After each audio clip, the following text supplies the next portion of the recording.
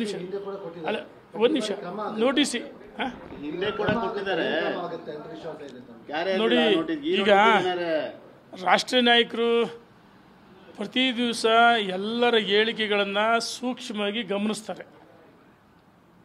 ಯಾವ ಸಂದರ್ಭದಲ್ಲಿ ಏನು ಕ್ರಮ ತಗೋಬೇಕು, ನೋಟಿಸ್ ಕೊಡಬೇಕು.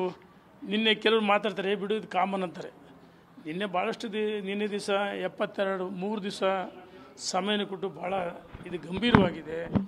ಇದ್ರ ಜೊತೆಗೆ ನಾಳೆ 12ನೇ ತಾರೀಕು ನಾವು ಸುಮಾರು 150-200 ಜನ ಮಾಜಿ ಸಚಿವರುಗಳ, ಮಾಜಿ ಶಾಸಕರುಗಳ ವಿಧಾನ ಪರಿಷತ್ತಿನ ಮತ್ತು 2023 ವಿಧಾನಸಭೆಗೆ ಚುನಾವಣೆಗೆ ಸ್ಪರ್ಧೆ ಮಾಡಿದವರ ಸಭೆಯನ್ನು ಕರೆದ್ವಿ.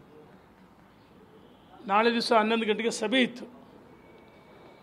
ನಿನ್ನೆ ಮೊನ್ನೆ ನಮ್ಮ ರಾಜ್ಯದ ಅಧ್ಯಕ್ಷರಾದ ಸನ್ಮಾನ್ಯ ವಿಜಯೇಂದ್ರ ಅವರು ನಮ್ಮೆಲ್ಲರಿಗೂ ಕರೆ ಮಾಡಿ ಯಾವುದೇ ಸಭೆಗಳು ನಡೆಸಬಾರ್ದು ಸೂಚನೆಯನ್ನು ಕೊಟ್ಟಿದ್ದಾರೆ. ಸನ್ಮಾನ್ಯ ಯಡಿಯೂರಪ್ಪನವರು ಸಹ ಸೂಚನೆಯನ್ನು ಕೊಟ್ಟಿದ್ದಾರೆ. ಹಾಗಾಗಿ ನಾಳೆ ಸಭೆಯನ್ನು ರದ್ದು ಮಾಡಿದ್ದೀವಿ. ಅದಕ್ಕೋಸ್ಕರ ಮಾಧ್ಯಮದ ಜೊತೆ ಹಂಚಿಕೊಳ್ಳಬೇಕು. ಇಲ್ಲದೇ ಇದ್ದರೆ ಬೇರೆ ರೀತಿ ತಪ್ಪು ಸಂದೇಶ ಸಿಗ್ತದೆ. ಅಧ್ಯಕ್ಷ ಹೇಳಿ ಮೇಲೆ ನಮಗೆ ಅಧ್ಯಕ್ಷರಿತ ಮುಖ್ಯ, ಭಾರತೀಯ ಜನತಾ ಪಾರ್ಟಿ ಸಂಘಟನೆ ಮುಖ್ಯ. ಅವರು ಅಧ್ಯಕ್ಷರಾಗಿ ನಮಗೆ ಸೂಚನೆ ಕೊಟ್ಟ ಮೇಲೆ ಅದು ಪಾಲಿಸಬೇಕು.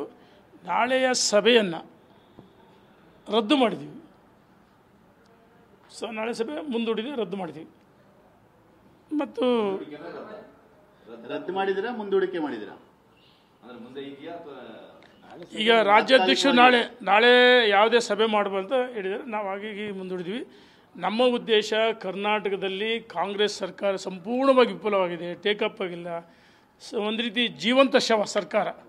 ವಿರುದ್ಧ ಹೋರಾಟ ಮಾಡೋಕ್ಕೆ ನಾವೆಲ್ಲ ಒಟ್ಟಾಗಿ ರಾಜ್ಯದ ಅಧ್ಯಕ್ಷರ ನೇತೃತ್ವದಲ್ಲಿ ಅವ್ರ ಕೈ ಜೋಡಿಸಿ ಅವರಿಗೆ ಹೆಗಲಿಗೆ ಹೆಗಲು ಕೊಟ್ಟು ಹೆಜ್ಜೆಗೆ ಹೆಜ್ಜೆಯನ್ನು ಹಾಕಿ ನಾವು ಸೋತಿರ್ಬೋದು. ನಮ್ಮ ಕ್ಷೇತ್ರಗಳಲ್ಲಿ ನಮ್ಮದೇ ಆದ ವರ್ಚಸ್ಸಿದೆ. ಎಲ್ಲ ಕಡೆ ನಮಗೆ ನಮ್ಮದೇ ಆದ ವರ್ಚಸ್ಸಿದೆ. ರಾಜ್ಯದ ಇವತ್ತು ಪಕ್ಷದ ಹಿತದೃಷ್ಟಿಯಿಂದ ಅಧ್ಯಕ್ಷ ಜೊತೆಗೆ ನಾವೆಲ್ಲ ಗಟ್ಟಿಯಾಗಿದ್ದು ಸಂಘಟನೆಗೆ ಕೈ ಜೋಡಿಸ್ತೀವಿ.